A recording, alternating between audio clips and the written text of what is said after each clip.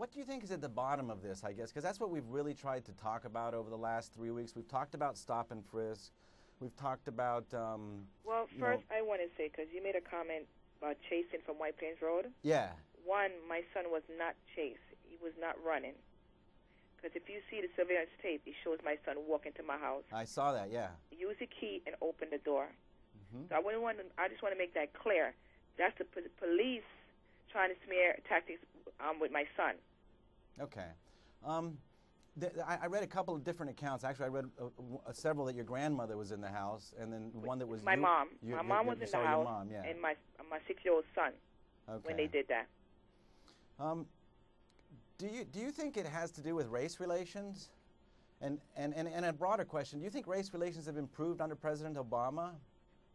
It's not. We still live in a race society. It's always going to happen, because that's how the system is worked. And when you look at policing in New York City, and you look at policies such as stop and frisk, and you look at the numbers and what percentage of those stop and frisk are effectuated in the community of color, and you look at the percentage of, well, let's talk about the return on our investment.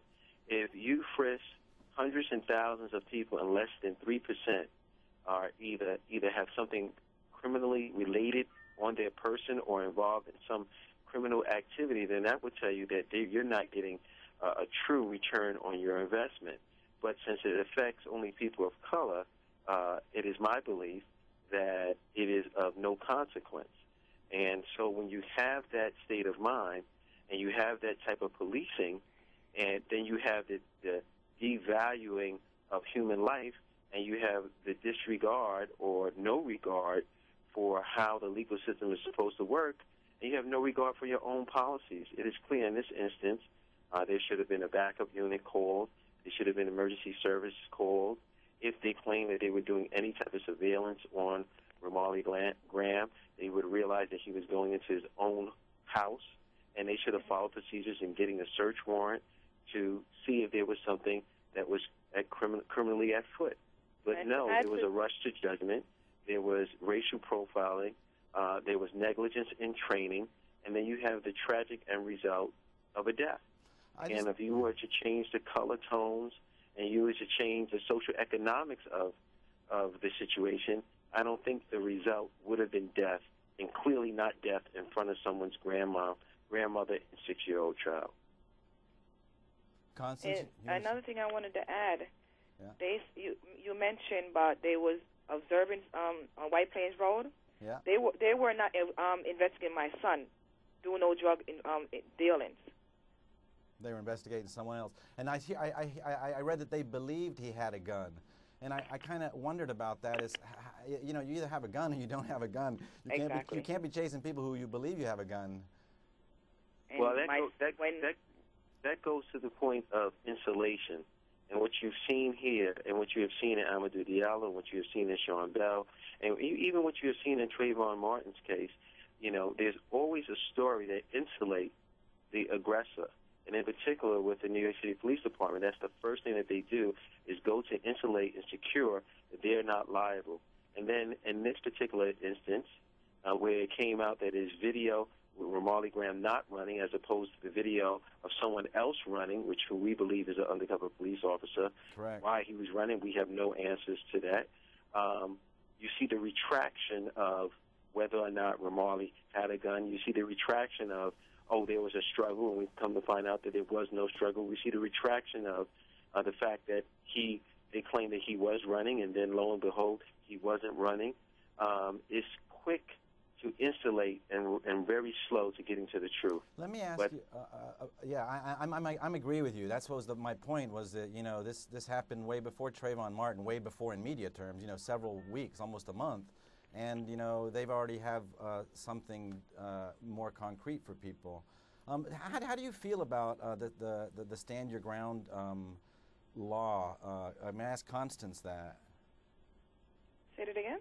How do you feel about the stand your ground law, just generally speaking, I'm sure you've watched the Trayvon Martin case.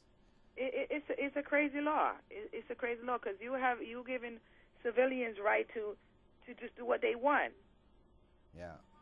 And I don't think that's right, because if you do this, we're going to have more crime. Hey, Constance, let me ask you about the future, because you had a rally last week, and I understand you're having rallies each week. So tell us a little bit about that, what you hope to achieve with those, and where your next one is. We have a rally every Thursday at the house, 749 East 29th Street, every Thursday until July 19th. And we hope to accomplish that this doesn't happen to another youth, even an adult.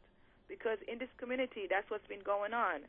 You see the kids coming from school, they throw them against the wall, they have them laying on the floor for no reason.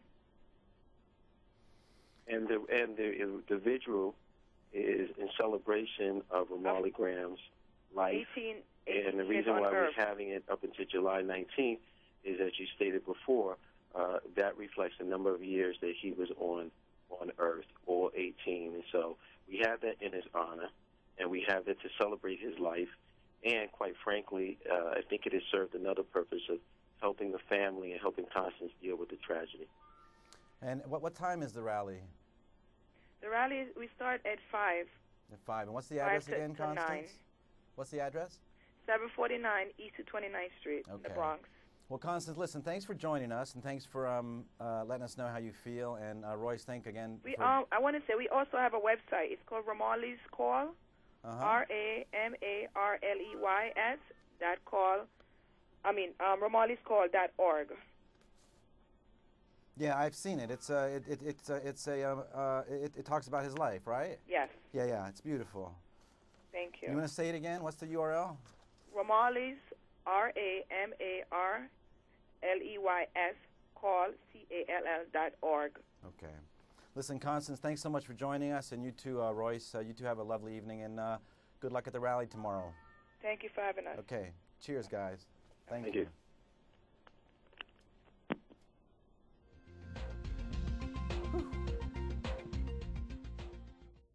You also can call in if you wish at 212-757-1541 and talk about, do you remember Ramarley Graham? Hello? Hello. Hi, you're on the air. I actually have a comment to make. Yeah, you have to turn down your TV in the back. Okay, hold on. Let me turn down my TV. Yeah.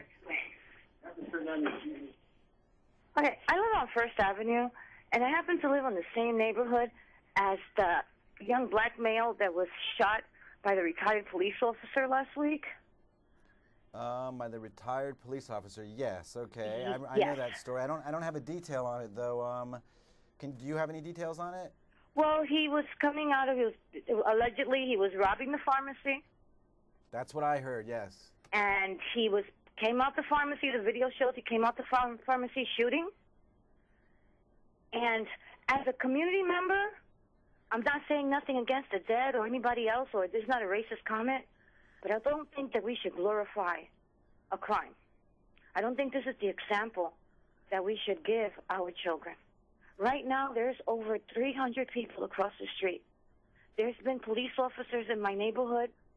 The overtime that's being wasted in New York City right now because of this is just a travesty. And I think it's a tragedy as a black woman that I have to see my people doing this. Our values and our morals are just mixed up. What would you like them to do, ma'am? Well, I think that we should show as an example.